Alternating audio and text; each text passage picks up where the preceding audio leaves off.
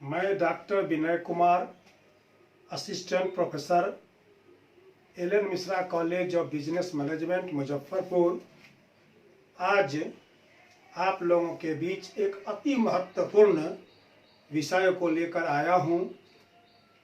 जो विषय बहुत ही आज के समय में बहुत उसका महत्व है और चर्चा का उसका बहुत चर्चा का विषय है। वह सब्जेक्ट क्या है? वह है कॉमन स्कूल सिस्टम, सामान्य विद्यालय प्रणाली। इसके बारे में आज आप लोगों के साथ विचार विमर्श प्रस्तुत कर रहा हूं और आपको मैं बतलाने का प्रयास करूंगा कि यह सामान्य विद्यालय प्रणाली क्यों आवश्यक है और इसकी क्या महत्ता है, खासकर भारत जैसे देश में। ठीक है, तो मित्रों, मैं अब आपको सामान्य विद्यालय प्रणाली क्या है, इसकी अवधारणा के बारे में पहले आपसे बात करता हूं। हमारे देश में प्राचीन काल से कई शिक्षा प्रणाली रहा है, शिक्षा प्रणाली रही है, जिसमें हमने देखा होगा वैदिक कालीन शिक्षा, बौद्ध कालीन शिक्षा, मुस्लिम कालीन शिक्षा और बाद में अंग्रेजों द्वारा लाई गई हुई शिक्षा, अंग्रेज कालीन शिक्षा, ब्रिटिश कालीन शिक्षा। देखा हमारे देश में बहु सांस्कृतिक पद्धति है, बहुत सांस्कृतिक के लोग रहते हैं। हमारे देश में, हमारा देश विविधता में एकताओं का देश है। कई धर्म, कई जाति के हजारों जातियों, धर्म और क्षेत्र के लोग इस देश में निवास करते हैं। भारत देश में निवास करने के कारण अनेक जगहों में, अनेक राज्यों में अनेक भाषाओं के लोग रहने के कारण शिक्षा पद्धति जो हमारी थी वो बिल्कुल अलग अलग जगहों में अलग अलग प्रकार की। भारत में बहुत असमानता थी और जब भारत देश आजाद हुआ तो भारत के संविधान में मौलिक अधिकार में 14 और 15 में, अनुच्छेद 14 और 15 में कहा गया समता का अधिकार। कहा कि 15 में धर्म, जाति, मूल वंश के आधार पर हम किसी के साथ भेद नहीं कर सकते हैं। तो सामान्य विद्यालय प्रणाली की बात हमारे देश में इसलिए हुई कि हमारे देश में सभी को समान अधिकार मिले, चूंकि संविधान अधिकार दिया। तो वो गरीब हो, अमीर हो, किसी धर्म के लोग हो, किसी भाषा के लोग हो, किसी जाति के लोग हो, चाहे कोई हो, उनके लिए एक तरह की समान विद्यालय प्रणाली होनी चाहिए। इसके पीछे तर्क ये है कि इससे भारत देश में एकता का सूत्रपात होगा। एकता का सूत्रपात होगा, क्या होगा कि एक साथ बच्चे रहेंगे तो एक सामाजिकरण बनेगा, एक तरह का समाज पैदा लेगा जिस समाज में विभेद नहीं होगा। तो इस कड़ी को देखते हुए भारत सरकार ने पहली बार 1964 में विश्वविद्यालय सेवा आयोग के तत्कालीन अध्यक्ष डॉक्टर दौलत सिंह कोठारी के नेतृत्व में एक कोठारी आयोग बनाया। कोठारी आयोग ने अपने 1966 में जो रिपोर्ट प्रस्तुत किया उसमें उन्होंने समान विद्यालय प्रणाली शिक्षा पर बल दिया, जोर दिया, रिकमेंडेशन करके भेजा, लिख करके भेजा। लेकिन हमारे देश में यह प्रणाली लागू नहीं हुई, जबकि भारत देश के संसद ने 1970, 1986 और 1992 में इसके लिए प्रयास की, फिर भी हमारे देश में लागू नहीं हुआ। क्यों? 1970 के दशक के बाद हमारे देश में प्राइवेट स्कूलों का बाढ़ सा आ गया हमारे देश में। मित्रों, यह समान विद्यालय प्रणाली जो है ये हमारे बीच इतनी आवश्यक इसलिए है कि यह अमीरी और गरीबी को, खाई को दूर करता है। इस विद्यालय में, इस प्रणाली में नामांकन के लिए केवल योग्यता आवश्यक है। अगर योग्य हैं आप तो उसी योग्यता के आधार पर आपका नामांकन उस विद्यालय में हो जाएगा। ना वहाँ कोई फी लगेगा, ना कोई ट्यूशन फी लगेगा, ना कोई असमानता होगी, ना कोई बड़ा होगा, ना कोई छोटा होगा। क्या होगा कि इस प्रणाली से हमारे देश में एक स्वस्थ परंपरा बनेगी और भारत में अगर इस तरह की परंपरा बनी तो ये जो रेशियल झगड़े होते हैं, कॉमन लड़ाई होते हैं, ये सांप्रदायिक लड़ाई होते हैं, जात पात का झगड़ा होता है, ये सब दूर हो जाएगा। क्योंकि एक समाज में एक साथ रहने से, एक साथ क्रिया करने से लोग आपस में एक दूसरे से घुलेंगे, उनकी संस्कृति, उनके रहन सहन, उनकी प्रकृति से लोग एक दूसरे से अवगत होंगे। इसलिए आपने देखा होगा कि सर्वप्रथम ज्योतिबा फूले ने अंग्रेजों से मांग किया था कि बच्चों को निःशुल्क शिक्षा दी जाए, कॉमन स्कूल सिस्टम लागू किया जाए। क्यों?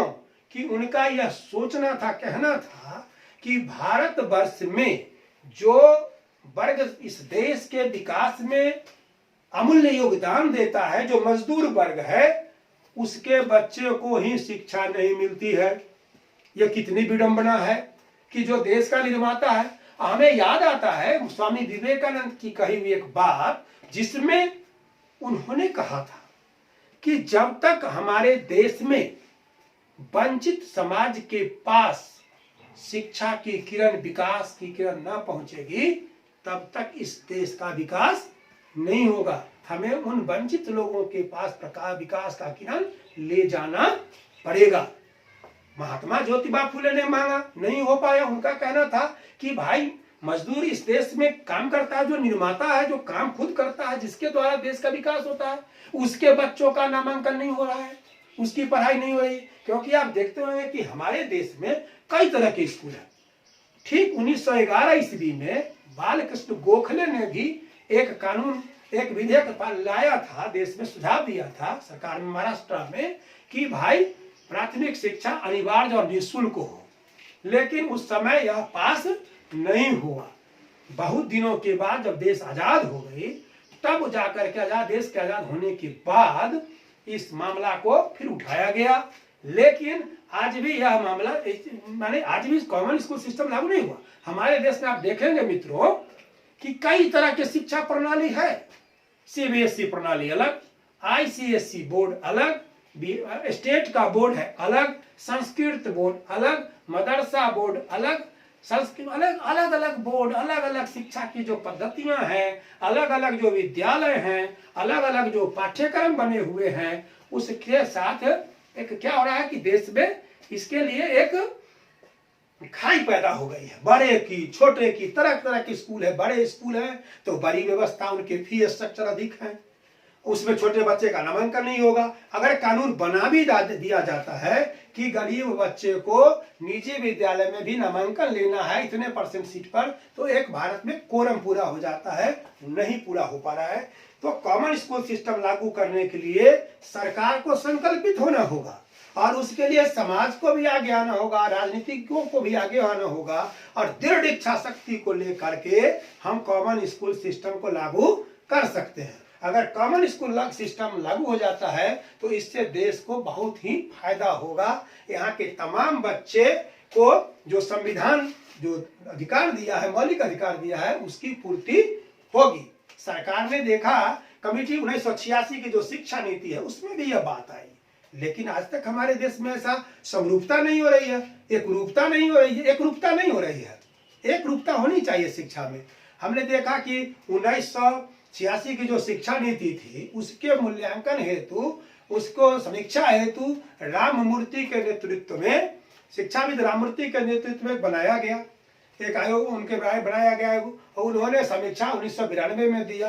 बाद में कैब ने भी 1992 में जो राममूर्ति ने जो दिया था शिक्षा का जो सुझाव दिया था, उस सुझाव को कैब ने भी कहा लागू करने के लिए।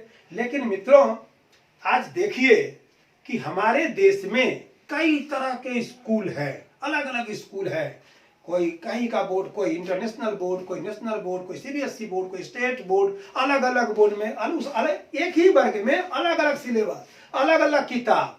बच्चों का शोषण हो रहा है, क्योंकि और सिलेबस ऐसे बन रहे हैं जिस सिलेबस में दूसरे स्कूल के सिलेबस को देखिएगा तो नहीं मिलेगा।